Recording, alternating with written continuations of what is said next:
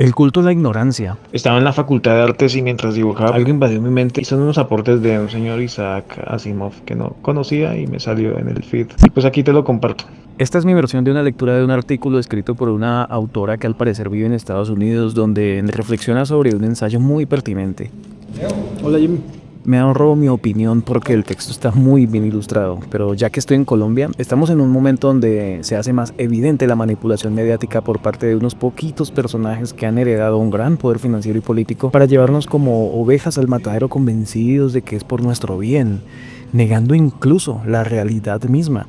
Este tipo de lecturas nos da un panorama esclarecedor para no juzgar y más bien enfocarnos en informar y comprender más ampliamente la realidad. Para mí lo fascinante del mensaje de Asimov es que nos lo envía desde hace más de 40 años. Por allá en los años 80, una época en la que aún era difícil vislumbrar el futuro que nos esperaba. Empecemos con un breve video de él hablando precisamente de la educación. Y ya continuaría leyendo el artículo sobre el culto a la ignorancia. Una vez que tengamos sistemas de computadoras en cada hogar, cada una de ellas colgadas a enormes bibliotecas donde cualquiera pueda realizar cualquier pregunta y que se le den respuestas y que le brinde material de referencia, que sea algo en lo que tú estás interesado en saber desde una temprana edad, más allá de cuánto le pueda sonar a otro. Eso es lo que a ti te interesa y preguntas y puedes averiguar y haces un seguimiento y lo puedes hacer en tu propia casa a tu velocidad, en tu dirección, a tu propio tiempo. En ese entonces todo el mundo disfrutará del aprendizaje. Hoy en día lo que el mundo llama aprendizaje se da a la fuerza. Y todos están forzados a aprender lo mismo el mismo día, a la misma velocidad en clase. Y todos somos diferentes. Para algunos va muy rápido, para otros va muy lento, para otros va en una dirección errónea. Pero démosle una chance como complemento de la escuela. Yo no hablo de abolir la escuela, pero sí como complemento de ella para seguir su propia meta desde el principio. Bueno, me encanta esa idea, pero qué pasa con el argumento de que las máquinas, las computadoras deshumanizan el aprendizaje? Bueno, es que de hecho la situación es la opuesta. A mí me parece que a través de esas máquinas, por primera vez, tendremos la posibilidad de disponer una relación de uno a uno entre la fuente de información y el consumidor de esa información. ¿Qué quiere decir? Bueno, pues en los viejos tiempos habían tutores para los niños.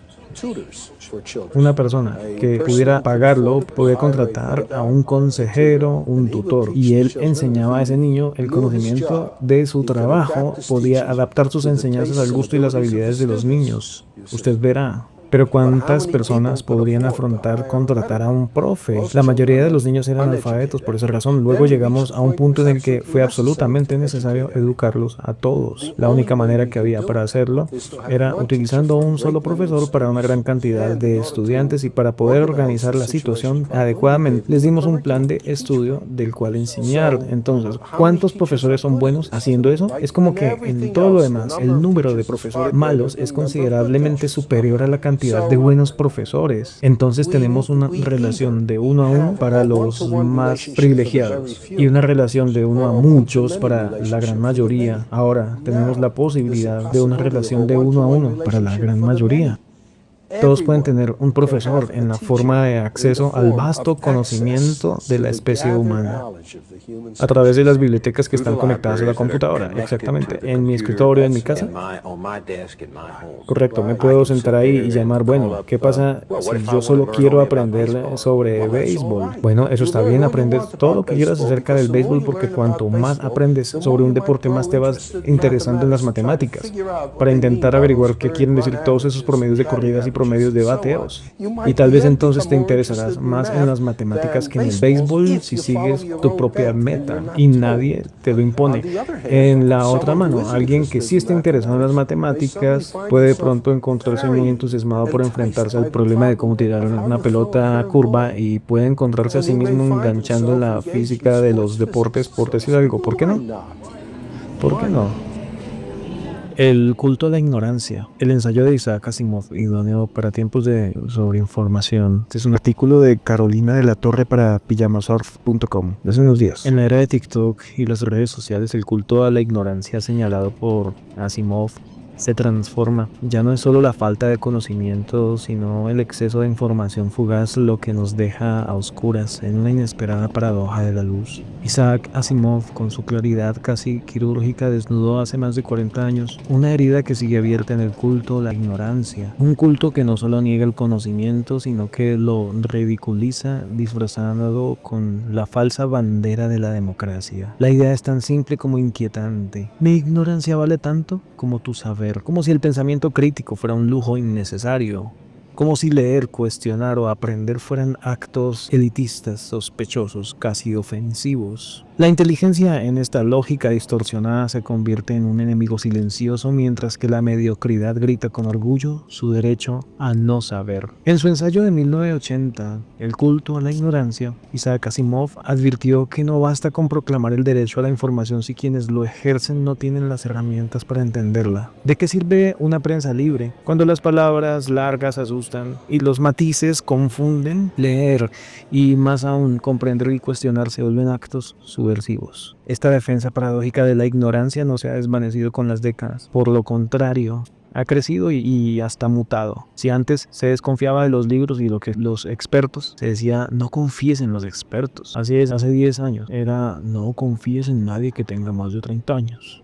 Hoy se desconfía de todo lo que exija un esfuerzo mental más allá de un título o un copy llamativo. El eco de no confíes en los expertos resuena fuerte ahora desde el inconsciente colectivo, amplificado por las redes sociales donde cada opinión tiene el mismo peso sin importar si está cimentada en datos o en simples corazonadas. La información, como la luz, no siempre ilumina, a veces nos ciega. Y lo que dijo Asimov hoy en día está más que vigente con TikTok y las redes sociales que han acelerado el tránsito del conocimiento, convirtiendo cada fragmento del saber en un destello breve, un fogonazo que deja imágenes nítidas pero efímeras flotando en la mente. En esta inmediatez cualquiera puede proclamarse experto tras 10 videos explicativos y la complejidad de las ideas se aplana para sobresimplificarse y volverse casi caricaturesca. Es una imagen rota donde cada mirada proyecta una nueva verdad brillante aunque fragmentada, sin contexto ni raíces. Así como Asimov advertía sobre la peligrosa equivalencia entre la ignorancia y el conocimiento superficial, hoy nos enfrentamos a una paradoja. Hay quienes no ven porque están en la oscuridad, privados de información, y quienes no ven porque están sobreexpuestos, cegados por la exponencial potencia de luz. La ignorancia ya no solo nace del silencio, sino también del ruido ensordecedor de datos inconexos. En ese resplandor abrumador, distinguir lo verdadero de lo falso se vuelve un acto de resistencia, en un esfuerzo consciente por mirar más allá del brillo inmediato. Para Asimov no se quedó solo en la denuncia, sino que abrió una rendija de la ventana para ofrecernos luz real. En su lúcida desesperanza visualizó y plantó una semilla de esperanza, la necesidad urgente de convertir el aprendizaje en un valor social, de hacer que el conocimiento deje de ser una venganza o ego y se vuelva motivo de orgullo, porque solo cuando entender el mundo deje de ser un acto elitista, la democracia será algo más que una fachada estruendosa. Hasta entonces, seguiremos atrapados en el espejismo de que saber poco o mucho nos hace iguales en nuestra diferencia. Es difícil discrepar con esa vieja sentencia que justifica la libertad de prensa. La gente de Estados Unidos tiene derecho a saber. Casi parece una crueldad tener la ingenuidad de preguntar, ¿derecho a saber qué? ¿Ciencias, matemáticas, economía, lenguas extranjeras? Nada de lo mencionado, por supuesto. De hecho, uno bien podría suponer que el sentir popular es que los estadounidenses están mucho mejor sin las menudencias. En Estados Unidos hay un culto a la ignorancia y siempre lo ha habido. El antiintelectualismo ha sido esa constante que ha ido permeando nuestra vida política y cultural, amparado por la falsa premisa de que democracia quiere decir que mi ignorancia vale tanto como tu saber. Habitualmente los políticos se han esmerado en hablar la lengua de Shakespeare y Milton lo más antigramaticalmente que han podido, tratando así de evitar ofender a sus oyentes, dándoles la impresión de haber ido al colegio. Así, Adlai Stevenson, que inocentemente dejó entrever cierta cultura e inteligencia en sus discursos, vio como el rebaño de los estadounidenses afluía hacia un candidato a la presidencia que inventó su particular versión de la lengua inglesa y que, desde entonces, no da tregua a los cómicos que lo imitan. George Wallace, en sus discursos, solía hacer leña del intelectual relamido, y era digno de ver con qué clamores de aprobación respondía a esa expresión su relamido público. Ahora los oscurantistas tienen una nueva consigna: no confíes en los expertos. Hace 10 años era no confíes en nadie que tenga más de 30, pero los que aireaban tal consigna vieron que la alquimia inevitable del calendario los acabó volviendo a ellos unos treintañeros indignos de confianza, y parece que decidieron no volver a cometer ese error jamás. No confíes en los expertos es algo que se puede decir sin ningún peligro. Nada, ni el paso del tiempo ni la exposición a la información los convertirá en expertos en nada de provecho. También está en boga otra palabra con la que se da nombre a todo aquel que admira la aptitud, el conocimiento, la cultura y la capacidad, y que desea que se extiendan. De ese tipo de gente decimos que son elitistas. Es la palabra más jocosa jamás inventada, ya que los que no pertenecen a la élite intelectual no saben qué es un elitista o cómo se pronuncia la palabra. No bien alguien grita elitista, se hace evidente que dentro de esa persona se esconde un elitista que siempre siente remordimiento por no haber ido al colegio. De acuerdo, olvidémonos de mi ingenua pregunta. Cuando decimos que la gente de Estados Unidos tiene derecho a saber, no nos referimos a las cosas elitistas. Lo que tiene derecho a saber es vagamente, algo así como lo que pasa. La gente de Estados Unidos tiene derecho a saber lo que pasa en los tribunales, en el parlamento, en la Casa Blanca, en los consejos industriales, en las agencias reguladoras, en los sindicatos, ahí donde tienen asiento los poderosos. Muy bien, estoy de acuerdo, pero ¿cómo se va a conseguir que la gente sepa todo eso? Si nos dan libertad de prensa y nos dan periodistas que quieran investigar, que sean independientes y valientes, no cabe duda de que cuando haya algo importante que saber, la gente lo sabrá. Claro, siempre y cuando la gente sepa leer. Resulta que el leer es una de esas cosas elitistas a las que me refería, y a una mayoría de estadounidenses desconfiando como desconfían de los expertos y despreciando como desprecian a los intelectuales relamidos, no sabe leer y no lee. Naturalmente, el estadounidense medio sabe trazar su firma de una forma más o menos eficaz y entiende los titulares de las noticias deportivas, pero ¿cuántos estadounidenses no elitistas podrían leer sin excesiva dificultad unas 1000 palabras consecutivas en letra menuda, algunas de las cuales podrían llegar a tener 3 sílabas? Es más, la situación empeora. La habilidad lectora está paulatinamente a la baja en los colegios. Las señales de tránsito de las carreteras, que solían ser lecciones prácticas de lectura para principiantes, poco a poco son reemplazadas por pequeños dibujos que tratan de hacerlas más legibles internacionalmente, a la vez que sirven de ayuda a los que saben conducir un vehículo, pero que al no ser intelectuales relamidos no saben leer. Por otra parte, en los anuncios de televisión se muestran con frecuencia mensajes escritos. Si presta atención, descubrirá que ningún anunciante tiene la menor confianza en que sean leídos por mucha más gente, aparte de algún ocasional elitista, para asegurarse de que el mensaje lo recibe no solo esa minoría culturizada. En el anuncio se repite en voz alta cada palabra escrita. Siendo así, ¿de qué manera los estadounidenses ejercen su derecho a saber? Admitiendo que hay publicaciones que hacen esfuerzos sinceros por contarle al público lo que debe saber, preguntémonos cuántas personas realmente las leen. Hay 200 millones de estadounidenses que han pisado las aulas en algún momento de sus vidas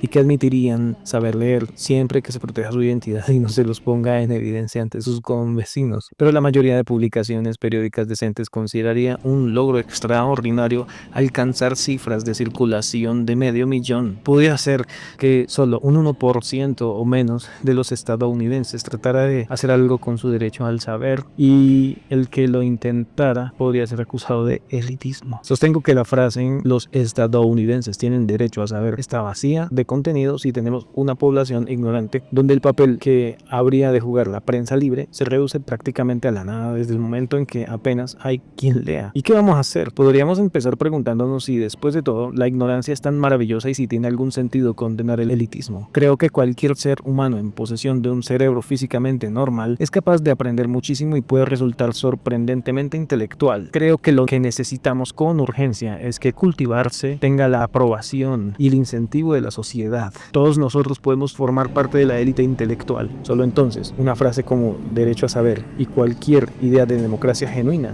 tendrán algún significado.